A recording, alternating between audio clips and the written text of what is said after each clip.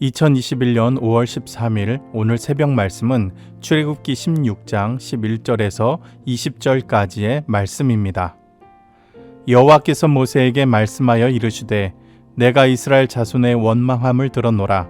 그들에게 말하여 이르기를 너희가 해질 때에는 고기를 먹고 아침에는 떡으로 배부르리니 내가 여호와 너희 하나님인 줄 알리라 하라 하시니라.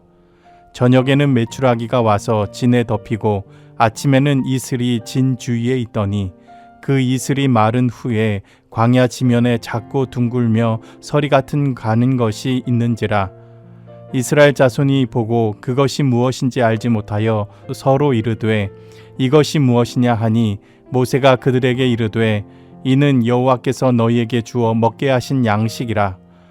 여호와께서 이같이 명령하시기를 너희 각 사람은 먹을 만큼만 이것을 거둘지니 곧 너희 사람 수요대로 한 사람의 한 오멜씩 거두되 각 사람이 그의 장막에 있는 자들을 위하여 거둘지니라 하셨느니라. 이스라엘 자손이 그와 같이 하였더니 그 거둔 것이 많기도 하고 적기도 하나 오멜로 되어 본즉 많이 거둔 자도 남음이 없고 적게 거둔 자도 부족함이 없이 각 사람은 먹을 만큼만 거두었더라. 모세가 그들에게 이르기를 아무든지 아침까지 그것을 남겨두지 말라 하였으나 그들이 모세에게 순종하지 아니하고 덜어는 아침까지 두었더니 벌레가 생기고 냄새가 난지라. 모세가 그들에게 노하니라. 마음을 숨기는 기술이라는 자기계발서에서 원망에 대해 이렇게 설명합니다. 사람은 실패를 맛보면 본능적으로 핑곗거리를 찾습니다. 사회, 경제, 정치나 인생, 기회, 운, 직장과 가족 등 가릴 것 없이 원망의 대상으로 삼습니다. 만약 이런 마음을 계속해서 품고 휘둘리다 보면 다른 사람의 성공과 행복에 대해 반감을 품고 인생과 운명이 자신에게만 불공평하다라는 잘못된 생각에 빠지게 됩니다. 그리고 툭하면 남을 원망하게 됩니다. 원망은 일종의 심리적인 도피라고 합니다. 나는 잘했는데 쟤 때문에 저것 때문에 실패한 것이라고 생각하고 마음의 위안으로 삼습니다.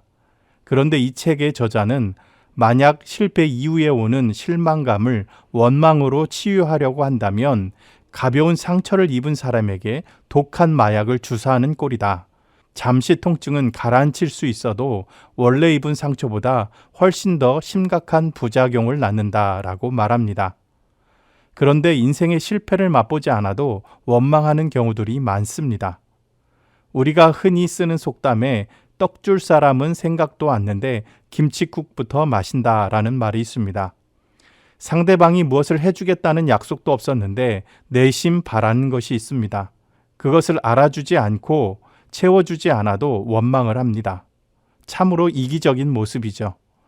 오늘 본문에서도 한 것도 없이 받을 것만 생각하고 안 주면 원망하는 인간의 탐욕스러운 모습에 하나님께서 어떻게 응답하시는지 함께 살펴보고 묵상하는 시간 되기를 바랍니다.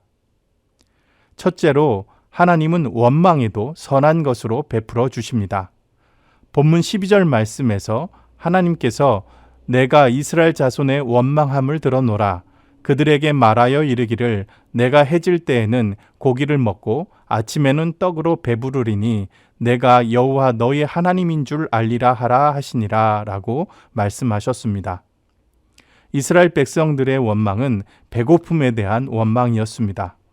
가장 기본적인 욕구에 불만족이 생기니까 이스라엘 자손들은 자신들이 경험한 사실까지 왜곡하는 모습을 보였습니다. 그들이 애굽 땅에서 편안히 고기 가마 곁에 앉아 있고 떡을 배불리 먹을 수 있을 만큼 여유로운 생활을 했었을까요?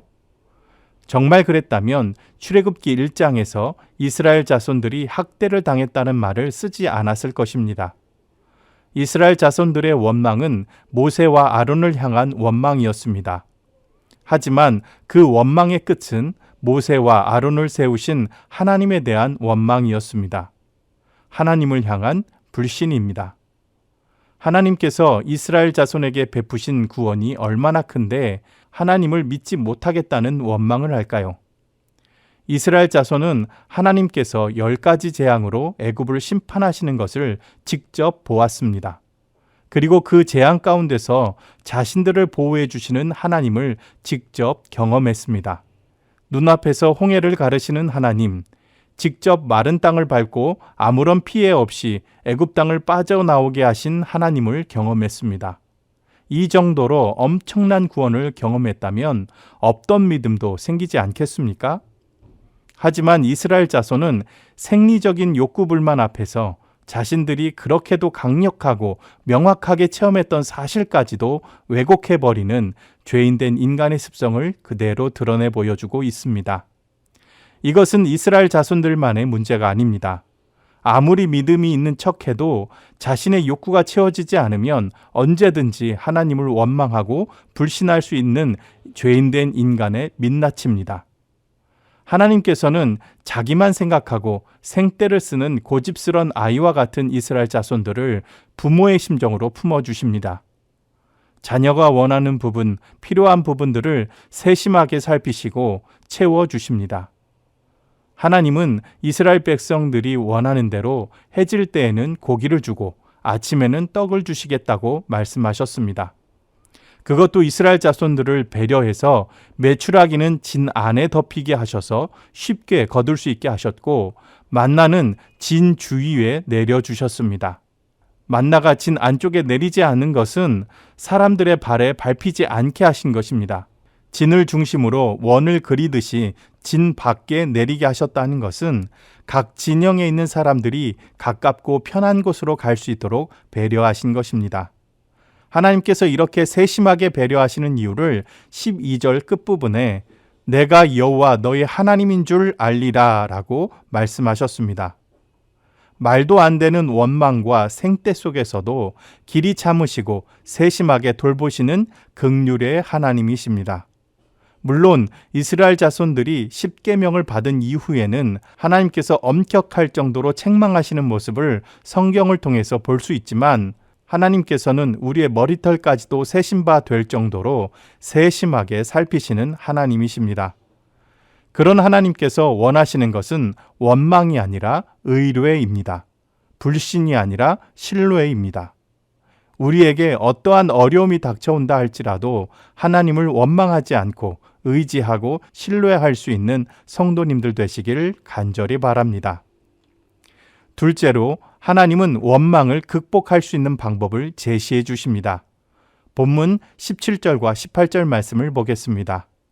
이스라엘 자손이 그와 같이 하였더니 그 거둔 것이 많기도 하고 적기도 하나 오멜로 되어 본즉 많이 거둔 자도 남음이 없고 적게 거둔 자도 부족함이 없이 각 사람은 먹을 만큼만 거두었더라 라고 했습니다. 한 오멜은 한 사람이 하루 먹을 만한 양이었습니다. 많이 거둔 자도 적게 거둔 자도 부족함이 없었다고 말합니다. 하나님의 은혜는 부족함이 없습니다. 하나님께서 베풀어 주시는 것에 부족함을 느끼지 않고 만족하는 것이 바로 원망을 극복하는 법입니다. 남보다 많이 가졌다고 해서 만족하는 것은 아닙니다. 19세기 말 석유의 황제라고 불릴 만큼 엄청난 재벌이었던 록펠러에게 타임지 기자가 당신은 얼마큼을 더 벌어야 만족할 수 있겠습니까? 라고 물었습니다. 이에 록펠러는 1달러만 더 라고 대답했다고 합니다. 아무리 돈이 많아도 만족함이 없습니다. 늘 부족하다고 생각하죠. 부족함이 없다는 것은 모든 것을 다 가졌다는 뜻이 아닙니다. 파란만장한 인생을 살았던 다윗은 노년에 그 유명한 고백을 합니다. 여호와는 나의 목자시니 내게 부족함이 없으리로다. 다윗의 이 고백은 자신이 원하는 것만큼 하나님께서 모두 꽉꽉 채워주신다는 뜻이 아니었습니다. 부족함이 없다는 것은 나에게 꼭 필요한 만큼만 채워주신다는 뜻입니다. 보통 사람들은 자신에게 필요 없는 것인데도 불구하고 쌓아놓는 경우들이 많이 있습니다. 집에서 대청소를 할 때나 이사를 할 때 보면 어느 집이고 쓰지도 않고 고이 모셔만 놓은 짐들이 꼭 있습니다. 쓰지 않고 필요 없는 것들을 가지고 있다고 해서 만족함을 채워주는 것은 아닙니다. 남들은 다 가지고 있는데 나만 없는 것이 있을 수 있습니다. 하지만 그것이 불편하지 않습니다. 시샘도 나지 않습니다. 그것이 부족함이 없는 것입니다. 반대로 남들은 없는데 나만 가지고 있는 것이 있을 수 있습니다. 그것으로 감사하며 만족하는 것이 원망을 극복하는 법입니다. 이스라엘 자손들이 애굽에서 먹었던 음식은 자신들의 엄청난 수고의 대가로 겨우 먹었던 음식들이었습니다. 하지만 광야에서 먹는 음식은 자신들의 수고가 들어가지 않은 음식입니다. 하나님이 특별히 이스라엘 자손들에게만 베풀어 주신 하늘 양식이었습니다. 이것에 감사하며 만족할 때 원망을 극복할 수 있는 것입니다. 이렇게 우리의 필요를 채워주시는 하나님을 바라보며 주님 한 분만으로 나는 만족합니다. 여호와는 나의 목자시니 내게 부족함이 없습니다. 라는 고백을 날마다 드리는 복된 성도님들 되시길 바랍니다. 항상 방법은 간단하고 명료합니다. 문제는 그 방법대로 실천한 것이 쉽지 않다는 것입니다. 19절 말씀에서 모세는 아무든지 아침까지 그것을 남겨두지 말라라고 선포합니다. 만나는 하나님께서 안식일을 제외하고는 매일매일 내려주시던 양식이었습니다. 그래서 그날 먹을 만큼만 거두어 먹고 남겨두지 말라고 하신 것입니다. 그런데 20절에서 모세에게 순종하지 아니하고 아침까지 두었더니 벌레가 생기고 냄새가 난지라 라고 했습니다. 모세를 못 믿은 것이 아니라 하나님을 못 믿은 것입니다. 하나님을 못 믿으니 원망이 생기는 것이죠. 주님께서 가르쳐 주신 기도 속에도 오늘 우리에게 일용할 양식을 주시고 라는 고백이 들어 있습니다. 하나님께서 우리에게 일용할 양식을 주신다는 것은 우리를 떠나지 않으시고 늘 우리의 필요를 살피신다는 뜻입니다. 하나님께서 늘 우리와 함께 하신다는 뜻입니다. 그런 하나님만을 바라보며 불평과 원망 대신에 감사함으로 우리의 영혼을 채워가는 복된 성도님들 되시길 간절히 바랍니다. 함께 기도하시겠습니다. 원망과 불평의 소리도 들으시고 선하게 응답하시는 주님, 메마른 광야를 바라보며 하나님을 원망하는 이스라엘 자손들에게 진노와 심판 대신에 메추라기를 공급해 주시고 일용할 하늘의 양식 만나를 공급해 주신 하나님의 은혜와 긍휼하심을 바라봅니다. 주님, 우리의 마음속에 남들이 부러워할 만큼 커다란 축복을 바라는 마음보다 일용할 양식으로 인해 감사하는 마음을 갖게 하여 주시옵소서. 아침까지 남겨놓지 말라는 말씀을 듣습니다. 그럼에도 남겨놓고 쌓아놓는 것이 하나님을 향한 불신앙임을 깨닫습니다. 탐욕 가운데 빠지지 않게 하여 주시고 원망하지 않도록 성령님께서 도와주시옵소서. 날마다 새로운 만나를 먹는 축복을 베풀어 주시옵소서. 그 은혜에 날마다 감사하며 살아가게 하여 주시옵소서. 생명의 양식 되시는 예수 그리스도의 이름으로 기도드리옵나이다. 아멘.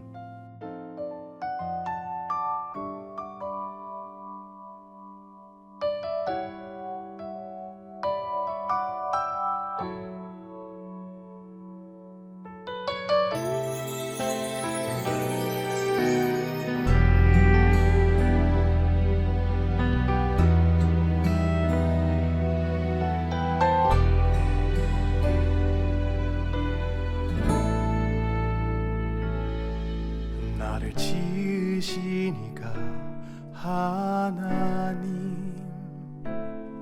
나를 부르시니가 하나님, 나를 보내시니도 하나님, 나의 나 된 것은 다 하나님 은혜라. 나의 달려갈 길 다가도록 나의 마지막 호흡 다하도록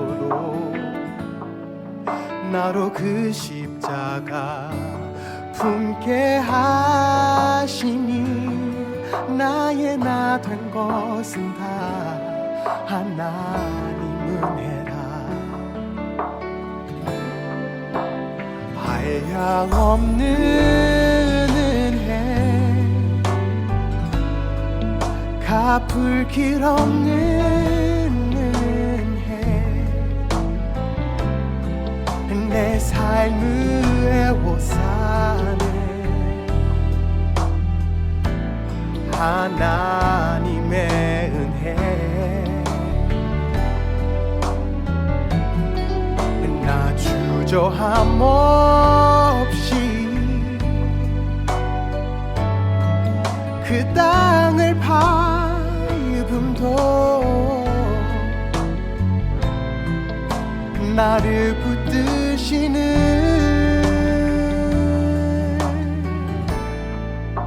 하나님의 은혜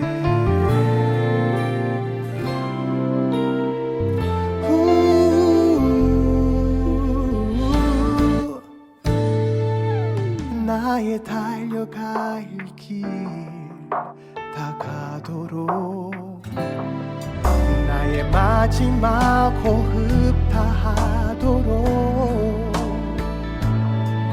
나로 그 십자가 품게 하시니 나의 나 된 것은 다 하나님 은혜라 한량없는 은혜 갚을 길 없는 은혜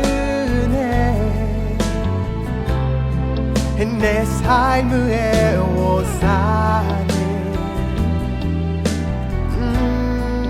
하나님의 은혜 나 주저함 없이 그 땅을 밟음도 나를 붙드시는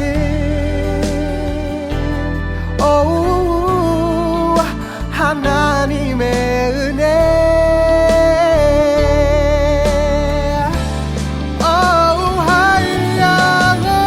한량없는 은혜 갚을 길 없는 은혜 내 삶을 애워사는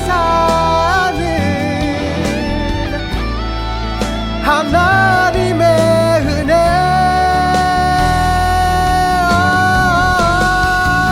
나 주저함 없이 그 땅을 밟음도 나를 붙드시는 하나님의 은혜 나를 붙드시는